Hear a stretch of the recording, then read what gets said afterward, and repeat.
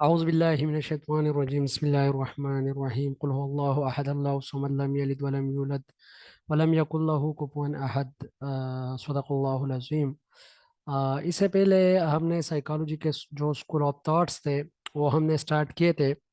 पहले हमने स्ट्रक्चरलिज्म, फिर फंक्शनलिज्म, फिर हमने बिहेवियरिज्म, फिर उसके बाद हमने गेस्टाल्ट स्कूल ऑफ थॉट्स जो है ये चारों के चारों हमने कवर किए हैं। अभी हम ह्यूमनिस्टिक स्कूल ऑफ थॉट जो है इस पे आ गए हैं। ह्यूमनिस्टिक स्कूल ऑफ थॉट्स पहले क्रिटिसाइज करते हैं ये जो स्ट्रक्चरलिज्म है, फंक्शनलिज्म है और इस तरह के और स्कूल ऑफ थॉट्स है। इनको क्रिटिसाइज करते हैं इसलिए कि वो ये कहते हैं कि ये जो बिहेवियरिज्म है और ये गेस्टाल्ट वाले हैं, ये ज़्यादातर जितने भी एक्सपेरिमेंट्स करते हैं, जितने भी स्टडीज कंडक्ट करते हैं, वो ज़्यादातर जानवरों पे करते हैं। जी, कोई कुछ कुछ पूछना चाहता है? अच्छा जी, अच्छा, ओके। अच्छा, आवाज़ मेरी पहुंच रही है मुजाहिद भाई? जी सर ओके जी, आ रही है ओके आवाज। Okay, thank you. जी अच्छा, humanistic school of thoughts and psychology जो है ये क्रिटिसाइज करते हैं स्पेसिफिकली बिहेवियरिज्म को और गेस्टाल्टियन को। और ये कहते हैं कि जितने भी एक्सपेरिमेंट हुए हैं ज़्यादातर हैवानों पे हुए हैं, ज़्यादातर एनिमल्स पे हुए हैं। दैट्स वाई ह्यूमन और इंसान के बिहेवियर में बहुत ज़्यादा फर्क है। तो हम जो है इंसानों को इंसान के एनवायरनमेंट में अगर स्टडी करें तो इट विल बी बेटर। तो ये अपना एक पॉइंट ऑफ व्यू देता है और ये कहता है कि इंसान जो है वो खुद ही जो अपने बिहेवियर होते हैं उस पर इन्होंने डिफरेंट व्यूज दिए हैं। ठीक है, क्या क्या है? ह्यूमनिस्ट स्कूल ऑफ थॉट जो है इसके इसका जो बानी है वो कार्ल रॉजर और अब्राहम मेस्लो है। ठीक है, लेकिन जो स्पेसिफिकली कार्ल रॉजर है इनका भी बहुत ज़्यादा कंट्रीब्यूशन है और फिर अब्राहम मेस्लो जो है उनका भी बहुत ही ज़्यादा कंट्रीब्यूशन है, जिन्होंने हायरार्की ऑफ नीड्स की थ्योरी भी दी है। ठीक है, कार्ल रॉजर ने एक कॉन्सेप्ट दिया था जिसको हम कहते हैं सेल्फ। ठीक है, इन्होंने कहा था कि जो हमारा सेल्फ होता है ये तीन चीजों पर मुश्तमिल होता है। ठीक है, एक है रियल सेल्फ, एक है आइडियल सेल्फ और एक है सेल्फ इमेज। ठीक है, तो रियल सेल्फ वो है जो हम है। ठीक है, जो मुझे पता है कि मैं कौन हूँ, मेरे अंदर क्या है, this is what, this is the real self. Ideal self जो हम बनना चाहते हैं, जो हमारे लिए रोल मॉडल है, ठीक है, वो हमारा आइडियल सेल्फ है। ठीक है, और सेल्फ इमेज वो है जो सोसाइटी हमें परसीव कर रही है और जो सोसाइटी जो है वो हमें देखती है। ठीक है, वो कहते हैं ना आई मी एंड माई सेल्फ, यहाँ पर भी लिखा है आई मी एंड माई सेल्फ। तो आपकी जो पर्सनालिटी है वो तीन चीज़ों से बनती है। अगर आपका आई ठीक हो, आपका मी ठीक ना हो, तो फिर भी आपकी पर्सनालिटी नहीं बन सकती। आपका माई सेल्फ जो है वो भी कामिल ना हो, फिर भी आपकी पर्सनालिटी अधूरी होगी। ठीक है, तो कलराजर कहता है, Carl Rogers is the proponent of this school. They believe that man is essentially good and rational with I, me, myself. ठीक है, मतलब इंसान जो है वो खुद अच्छा है, रेशनल है, रीजनिंग की सलाहियत उनमें है, with I, me and myself as the center of experiences.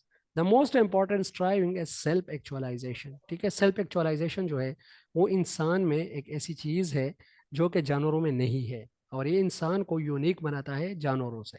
ठीक है, सेल्फ एक्चुअलाइजेशन को हम कह सकते हैं अब्राहम मेस्लो का लेवल नंबर टॉप और लेवल नंबर 5 जो है, जिसमें उन्होंने कहा है कि जो स्पेसिफिकली नीड्स है उनका ये आखिरी लेवल है और इसको हम कहते हैं फुली पोटेंशियल ह्यूमन। जब एक इंसान फुली पोटेंशियल ह्यूमन बन जाता है उसको सेल्फ एक्चुअलाइजेशन कहते हैं। ये इंटरव्यू में पूछा गया है कि सेल्फ एक्चुअलाइजेशन किसे कहते हैं, तो सेल्फ एक्चुअलाइजेशन की डिफिनीशन भी यही है कि a person which is fully potential. अच्छा, माइक अपना बंद रखिएगा। जी जी, एक्सक्यूज मी, माइक अपना बंद रखिएगा। Excuse me. फैजुर रहमान साहब। जी, फैजुर रहमान साहब।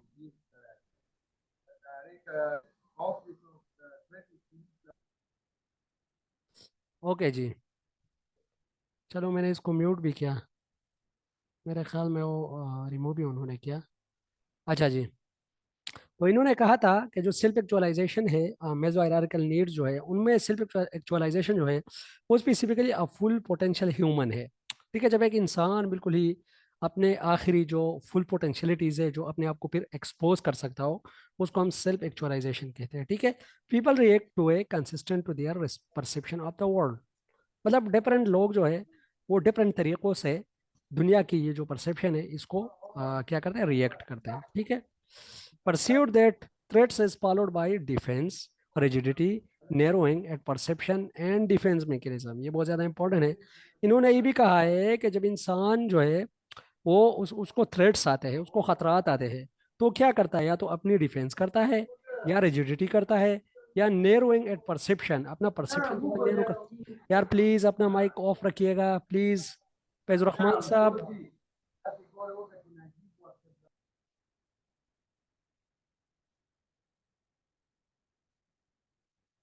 फैजुर रहमान साहब प्लीज अपना माइक जो है वो ऑफ रखिएगा। आपकी वजह से क्लास डिस्टर्ब हो रही है, प्लीज।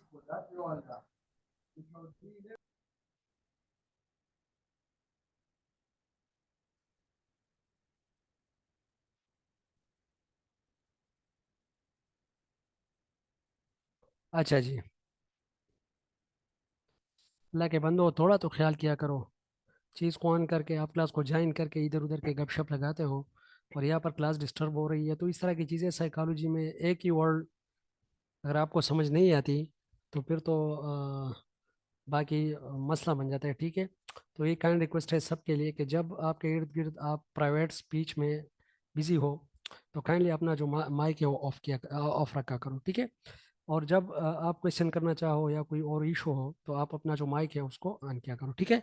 तो ये कहता है कि pursuit that threats is followed by defence, rigidity, narrowing at perception and defence mechanism. ये बहुत ज्यादा इंपॉर्टेंट है जो लास्ट वर्ड है, कि जो जब आपको थ्रेट्स आते हैं तो आप अपना डिफेंस करते हो किसी डिफेंस मैकेनिज्म के तरीके से। ठीक है। The therapist must view the client as an individual with the capacity to self direction and be able to express a sense of positive unconditional regard। अच्छा, कलराजर ने कहा था कि हर एक इंसान जो है वो अपने अंदर बहुत ही ज्यादा लायक और बहुत ही ज्यादा ज़हीन है, लेकिन इसकी प्रॉपर गाइडेंस नहीं होती, इसकी प्रॉपर जो है वो थेरेपी नहीं होती। थेरेपी कहते हैं क्योरिंग समवन, किसी का इलाज करना। इन्होंने क्लाइंट सेंटर थेरेपी का कॉन्सेप्ट भी दिया था। इन्होंने कहा था कि इंसान को बिल्कुल ही एक एक पुरसुकून माहौल में उसके जज्बात, उसके फीलिंग, उसके एहसासात को सुनना चाहिए और उसी को डायरेक्ट करना चाहिए कि वो अपनी ज़िंदगी में एक कामयाब बंदा बने। ठीक है।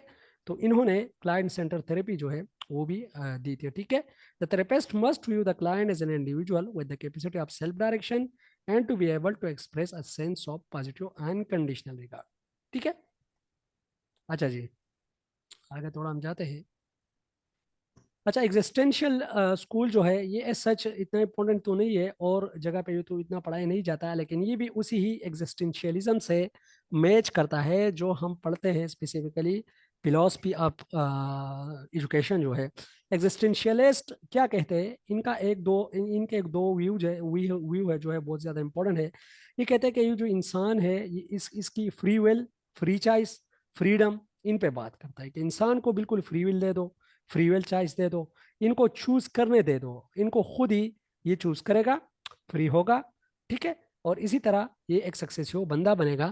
और एग्जिस्टेंशियलिस्ट जो है ये कहते हैं कि इंसान जो है ये इंडिविजुअलिटी इंडिविजुअलिटी पे बहुत ही ज़्यादा फोकस करते हैं। जिस तरह जो हमारे पास प्रोग्रेसिविज्म और प्रेगमेटिज्म है, इंशाल्लाह उसको हम पढ़ेंगे। वो फिलासफीज भी स्पेसिफिकली इंडिविजुअलिज्म और इंडिविजुअल के डेवलपमेंट पे फोकस करती है। और ये जो फिलासफी है, ये जो एग्जिस्टेंशियलिस्ट स्कूल ऑफ थॉट है, ये भी स्पेसिफिक जो बंदे की इंडिविजुअल है और इंडिविजुअल डेवलपमेंट है उस पर ही बहुत ही ज़्यादा फोकस करती है। ठीक है। तो ये कहता है the ultimate challenge to human existence is the sense at personal identity and to build meaningful links with the world। मतलब इंसान अपने आइडेंटिटी को नहीं बनाता। ठीक है। सोशल आइडेंटिटी, पर्सनल आइडेंटिटी, ये आइडेंटिटी के टाइप्स है। इंशाल्लाह इसको हम पर्सनालिटी में पढ़ेंगे। और आइडेंटिटी क्या होती है, identity is the sum of all the behaviour और it is the sum of all the attributes which make a person different from other। ठीक है। Which make a person different from other, ये identity है। ठीक है। तो personal identity क्या कहते हैं कि दुनिया में इनके लिंक बनाने चाहिए। इंसान को फ्री छोड़ लो, ये क्या करेगा, अपना लिंक बनाएगा, फ्री चूज करेगा चीजों को। ठीक है। Modern man suffer from confusion and the strength of blind conformity and striving for increase of self determination. खुद ही अपने आप को डिटरमाइन ही नहीं कर रहा इंसान, वो क्या है, कंफ्यूजन में मुब्तला है आजकल। Man is viewing as are choosing free and responsible agent. ये देखो यहाँ पर मेन जो इसी ही स्कूल ये जो स्कूल ऑफ थॉट है, इनके जो मेन पॉइंट है यहाँ पर है, man is viewing as a choosing free and responsible agent. ये देखो क्या कह रहा है, ये कह रहा है कि इंसान जो है वो बिल्कुल ही फ्री होना चाहिए, कि वो चूज करे, रिस्पॉन्सिबल होना चाहिए। Agent anxiety in many way is unavoidable. However, the individual can be neurotic or can comport and challenged. इंसान मतलब मुख्तलिफ हालात में हो सकता है, लेकिन आप क्या करो, उसको फ्री छोड़ो कि वो खुद ही चूज करे चीज़ों को, और वो खुद ही अपनी जो इंडिविजुअल डेवलपमेंट है, वो खुद ही अपनी डेवलपमेंट जो है वो उस पर फोकस करके अपनी डेवलपमेंट खुद ही करे। ठीक है, तो ये है एग्जिस्टेंशियलिस्ट और एग्जिस्टेंशियल स्कूल ऑफ साइकोलॉजी। ठीक है। अच्छा, साइकोलॉजी के कुछ एक दो गोल्स है, describe, understand, predict, control and modify behaviour and mental processes. पहले क्या करता है साइकोलॉजी, ये करती है डिस्क्राइब, चीज़ों को डिस्क्राइब करती है, फिर उसकी अंडरस्टैंडिंग डेवलप होती है, फिर उसकी प्रोडक्शन करती है, और control and modify behaviour and mental processes. ठीक है, ये सच इतनी इंपॉर्टेंट नहीं है, लेकिन लास्ट में एक दो तीन चीज़ें लिखी थी। ठीक है, आगे इंशाल्लाह जो चीज़ें आ रही है वो थोड़ी इंपॉर्टेंट है। अच्छा, आज का जो मेन टॉपिक है वो है आप लोग का ग्रोथ एंड डेवलपमेंट। ठीक है, ग्रोथ एंड डेवलपमेंट में मैं आप लोगों को एक जस्ट एक ओवरव्यू दे दूं। ग्रोथ जो है it is increase, while development is change. ये दो वर्ड आप लोग जहन में रखो, बिल्कुल ही आप लोग कंफ्यूज नहीं होंगे। अगर इंटरव्यू में आप लोगों से पूछा जाए या किसी पेपर सब्जेक्टिव ऑब्जेक्टिव में आ जाए, फिर आप लोग बिल्कुल ही एक वर्ड को नजर जहन में रखते हुए इस पे बहुत ज्यादा आप जो है उसको डिटेल में एक्सप्लेन कर सकते हो। ठीक है, तो ग्रोथ हम कहते हैं increase in size, weight and volume। increase in size, weight and volume। जब साइज, वॉल्यूम और वेट में इंक्रीज आता है, increase is something measurable. Increase क्या है, ये देखो वो मेजरेबल भी है। Increase is something observable. तो एक चीज से आप लोग की कितनी चीजें निकलती है। अगर आप लोग ये कह दो कि ग्रोथ इज समथिंग इंक्रीज, फिर आप लोग ये कह दो, ये एक क्वालिटी हो गई ग्रोथ की। Second, it can be measure, ये दूसरी क्वालिटी होगी, हो गई। ग्रोथ कैन बी ऑब्जर्व, ये तीसरी क्वालिटी हो गई। Growth can be quantitative in in nature, ये क्वांटिटेटिव होता है, ये भी इसके क्वालिटी हो गई। ठीक है, तो ग्रोथ एंड डेवलपमेंट अगर हम देखें तो ग्रोथ जो है यूनिडायरेक्शन होता है, किसी स्पेसिफिक स्टेज पे जाकर ये रुक जाता है। जिस तरह इंसान की उम्र है 60 साल पे पहुंचता है, तो वहां पर उसकी जो हाइट है, या चलो 60 साल तो नहीं, तकरीबन ये 18-19 साल के बाद इसका जो हाइट है वो इसका हाइट और नहीं बढ़ता, बस इसका हाइट फिक्स होता है एक सर्टन एज पे। तो this is what, this is growth. ठीक है, लेकिन जो आपकी मेच्योरिटी आ रही है बॉडी में, आपकी जो बॉडी फंक्शन में मेच्योरिटी आ रही है, दिस इज योर डेवलपमेंट। ठीक है, डेवलपमेंट जो है मल्टी डायमेंशनल हो सकती है, ग्रोथ जो है यूनि डायमेंशनल हो सकती है, डेवलपमेंट जो है ये रिवर्स भी हो सकती है, लेकिन ग्रोथ जो है वो रिवर्स नहीं होती, वो एक ही डायरेक्शन में जाती है। ठीक है, तो इसके इंशाल्लाह आगे हम डिटेल में पढ़ते हैं, और फिर इसके कुछ स्टेजेस है फिजिकल डेवलपमेंट के, उसको भी हम पढ़ेंगे। ठीक है, तो ये देखो डेवलपमेंट क्या है। It is the process of functional and physiological maturation. Maturation है, लेकिन कैसा मिचोरेशन है, it is the process and functional it is the process of functional and physiological maturation। ठीक है, डेवलपमेंट की बात हो रही है, ग्रोथ की नहीं, इंक्रीज की बात नहीं हो रही, ये चेंज की बात हो रही है। ठीक है, मेच्योरेशन का और लिखा हुआ है, मेच्योरिटी का मतलब ये है कि when the behaviour shown in your sorry, when the learning shown in your behavior is called maturation। when the learning shown in your behavior, जो आप लर्न कर रहे हो, जब आपके बिहेवियर में वो शो होता है, तो दिस इज कॉल्ड मेच्योरिटी, और दिस इज मेच्योरेशन और मेच्योरिटी लेवल। ठीक है, अगर इंटरव्यू में पूछा जाए, it is the process of functional and physiological maturation of the individual. इसका ताल्लुक फंक्शन से है, फिजियोलॉजिकल से है, फिजियोलॉजी भी फंक्शन को ही कहते हैं। तो जो इंसान के जहन में या सॉरी या जो इंसान के बॉडी पार्ट्स में जो फंक्शन है, ये उससे रिलेटेड है। जब उसमें मेच्योरिटी आती है तो उसको हम डेवलपमेंट कहते हैं। ठीक है, इट इज प्रोग्रेसिव, जिस तरह मैंने आप लोगों को कहा कि it is progressive increase in skills and capacity. ये इंसान की जो स्किल्स और कैपेसिटी है उस पर फोकस करता है। ये देखो, स्किल और कैपेसिटी जो है एज सच हम मैयर नहीं कर सकते, इसी तरह मैयर कर सकते हैं, लेकिन एज सच हम डायरेक्टली मैयर नहीं कर सकते, जिस तरह हम जो ग्रोथ है वो मैयर करते हैं। ठीक है, स्किल और कैपेसिटी जो है इनको फॉर एग्जांपल एक बंदा जो है वो स्किलफुल बनता जा रहा है, तो उसका उसकी ग्रोथ नहीं हो रही, उसकी डेवलपमेंट हो रही है।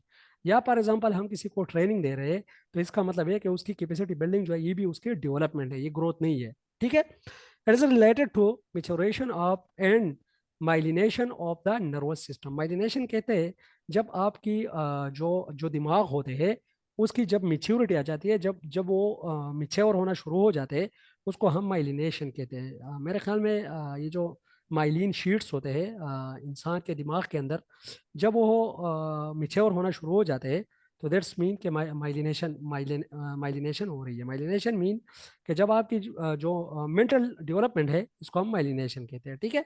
नर्वस सिस्टम की जो माइलिनेशन है इसको भी हम डेवलपमेंट कहते हैं। It include physiological, emotional and social change. ये देखो, डेवलपमेंट फिजियोलॉजिकल डेवलपमेंट भी हो सकती है, इमोशनल डेवलपमेंट भी हो सकती है, और सोशल डेवलपमेंट भी हो सकती है and it is qualitative aspect. जिस तरह पहले मैंने आप लोग कहा कि इट इज चेंज, और चेंज जो है वो क्वालिटेटिव एस्पेक्ट है, क्वांटिटेटिव एस्पेक्ट नहीं है। अच्छा, यहाँ तक किसी का कोई पॉइंट या कंफ्यूजन तो नहीं है? अच्छा, आवाज़ पहुंच रही है मुजाहिद भाई या कोई और? कंफर्म कीजिएगा। जी सर, आवाज आ रही है जी। अच्छा, ये समझ लग गई? बिल्कुल जी, बिल्कुल जी, क्लियर जी। ओके जी, okay, thank you. Thank you. अच्छा, ग्रोथ। ग्रोथ अगर हम देखें, it is the process of physical maturation. ये देखो, फिजिकल मिच्योरेशन है जो जो नजर आती है, जिसको हम टच कर सकते हैं, जिसको हम ऑब्जर्व कर सकते हैं, जिसको हम देख सकते हैं। ठीक है। It is a process of physical maturation resulting in increase in size of the body and various organ. जब इंक्रीज आ रहा है, it mean it's related to your growth. It occur by multiplication of cells. जिस तरह हमारे ये देखो, growth की खासियत यही है कि जब आपके सेल मल्टीप्लाई होंगे, सोमेटिक सेल ज्यादातर जो है इसमें इन्वॉल्व होते हैं। Somatic cell mean which is related to your body. Somatic cell उसको कहते हैं। जब सेल डिवाइड होते हैं, वो इंक्रीज होते हैं, तो यही हमारी डेवलपमेंट होती है। ठीक है। Multiplication of cells and an increase in intracellular substance. ठीक है। जो इंट्रासेल्युलर सब्सटेंसेस है वो इंक्रीज हो रही है। ठीक है। It's quantitative changes of the body, और ये क्वांटिटेटिव है, और डेवलपमेंट क्या था? क्वालिटेटिव होता। ये जो है ये हम जो है सर्टन स्टेज पे जाके ये रुक भी सकता है, लेकिन वो जो है डेवलपमेंट वो रिवर्स भी हो सकता है। ठीक है। और ये ग्रोथ जो है इसको हम इजीली मेजर करते हैं, और जो डेवलपमेंट है उसको हम एज सच इतनी इजी मेजर नहीं कर सकते, उसको ऑब्जर्व कर सकते हैं, लेकिन मेजर करना थोड़ा उसका मुश्किल होता है। जिस तरह एक फल को हम देखते हैं, तो जिस तरह ये जो पल है, अभी पल छोटा है, अभी ये पल बड़ा हो रहा है साइज में, तो इसको हम ग्रोथ कहते हैं। ठीक है। लेकिन जब एक सर्टन स्टेज पे पहुंच के उसका रंग चेंज हो जाता है, तो this is something related to development. ठीक है। फिर वो डेवलपमेंट है। फिर उसमें क्या आती है? उसमें मिच्योरिटी आती है। ठीक है। तो वो भी डेवलपमेंट से ही रिलेटेड है।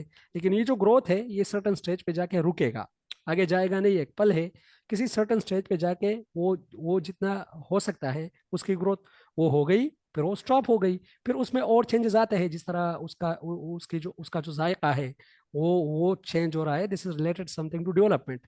उसका जो कलर है वो चेंज हो रहा है, उसके अंदर जो सीड्स है वो पक रहे हैं, this is something related to development. उसका जो जिसको हम छिलका कहते हैं, उसका कलर भी चेंज हो रहा है, this is something related to development. ठीक है। लेकिन ग्रोथ जो है वो समथिंग रिलेटेड टू इंक्रीज। ठीक है। अच्छा, principles of growth and development, इसके कुछ प्रिंसिपल्स है।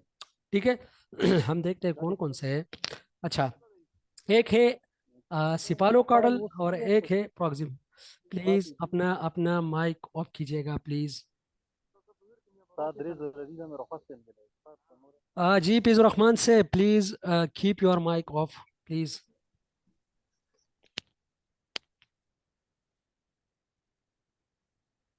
अभी भी आपका माइक मेरे ख्याल में अन है। अच्छा, प्लीज रहमान साहब, आपकी साइड से आवाज है या किसी और की साइड से?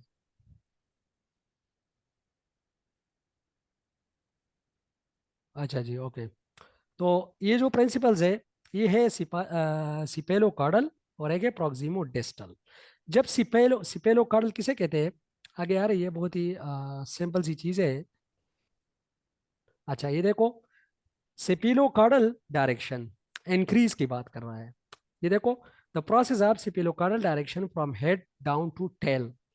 हेड डाउन टू टेल भी हम कह सकते हैं, या हम head down to to to भी हम कह सकते हैं, ठीक है। तो इसमें क्या होता है, सर से लेके पाँव तक जो आपकी इंक्रीज हो रही है, ठीक है, तो ये है सिपालो कार्डल डायरेक्शन, सर से लेकर पाँव तक। ये पेपर में आया हुआ है एक दफा कि सिपेलो का कार्डल डायरेक्शन जो है वो कहाँ से स्टार्ट होता है और कहाँ पर एंड होता है। तो ये सर से लेके, ये देखो, पाँव तक, ये जो ए है, ये देखो, ये चीज़ें जो आ रही है दिस इज सिपेलो कार्डल, और ये जो दूसरा है ये प्रोक्सिमो डिस्टल है, इसको हम आगे पढ़ते हैं, ठीक है।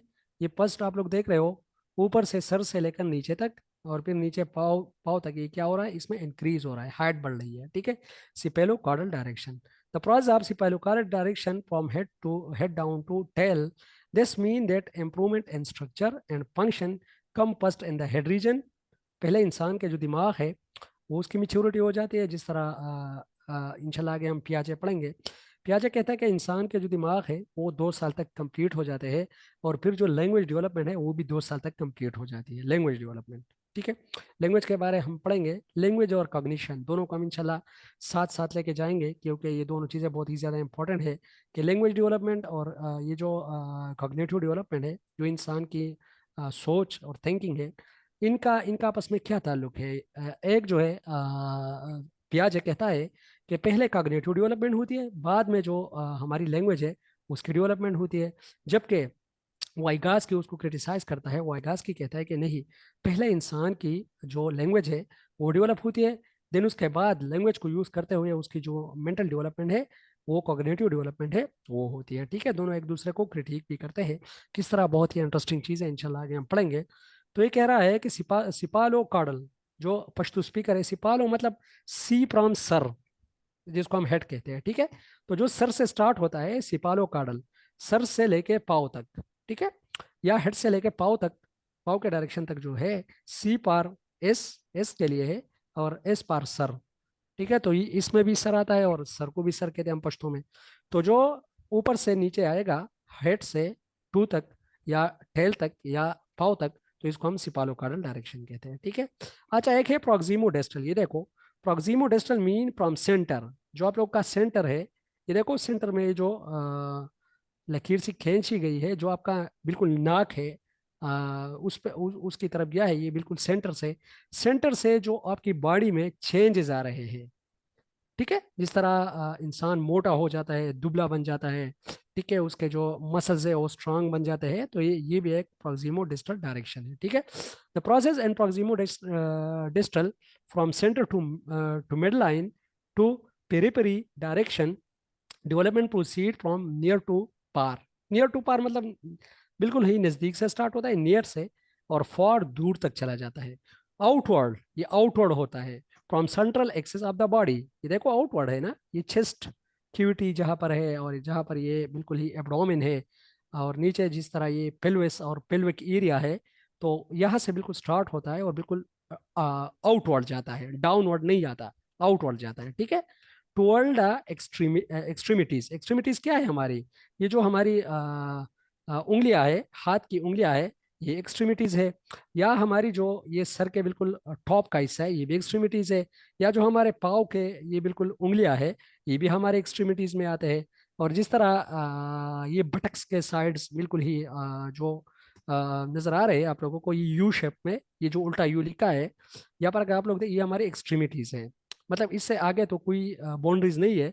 तो एक्सट्रीमिटीज तक जब हम जाते हैं, this is called proximodistal direction, ठीक है। तो ये प्रोक्सिमो डिस्टल डायरेक्शन है। अच्छा, यहाँ तक किसी का कोई क्वेश्चन तो नहीं है।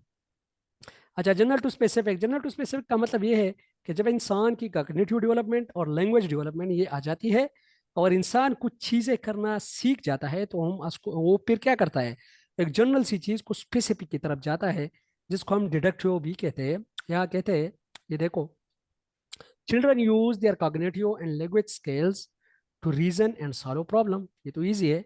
Children at first are able hold the big things by using both arm, जब एक बच्चा होता है तो पहले पहले जब वो चीज़ों को पकड़ता है, वो कोशिश करता है कि दोनों आर्म से, दोनों जो इसके बाजू है उनसे पकड़ने की कोशिश करता है, ये साइकोलॉजी कहता है।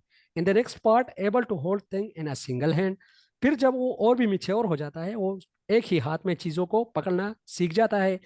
और उसके बाद जब और भी मिच्योर हो जाता है, then only able to pick small objects like peas, cereals etcetera. और इससे भी जब आगे जाता है और भी मेच्योर होता है तो पीस कहते हैं मटर को, मटर के दाने नहीं होते इसको पीस कहते हैं। सीरियल भी हमारे साथ वो जो गंदम ज्वार इस तरह की ये जो छोटे छोटे दाने होते हैं जो हम खाते हैं, जो चावल होते हैं, ये सीरियल में आते हैं, ठीक है। अच्छा, तो ये पीस जो मटर के दाने हैं या इस तरह के जो है, इसको पकड़ने की फिर कोशिश करते हैं एक ही हाथ में, ठीक है। ये साइकोलॉजी के कुछ रिसर्च हुए, तो उन्होंने ये साबित किया है कि जब इंसान की मेच्योरिटी आती है बच्चे की, तो पहले वो दोनों बाजू से जो है चीज़ों को पकड़ने की कोशिश करता है, और फिर उसके बाद दोनों बाजू के बाद जो है। अच्छा। अच्छा जी, ये देखो बच्चा क्या कर रहा है, छोटे छोटे दाने जो है उसकी पकड़ने की कोशिश करता है, और फिर जब वो थोड़ा बड़ा हो जाता है तो फिर वो वर्ड को, एक लेटर को क्या करता है, उसको स्पेसिफिकली प्रोनाउंस करने की या सीखने की कोशिश कर रहा है, ठीक ठीक है। अच्छा।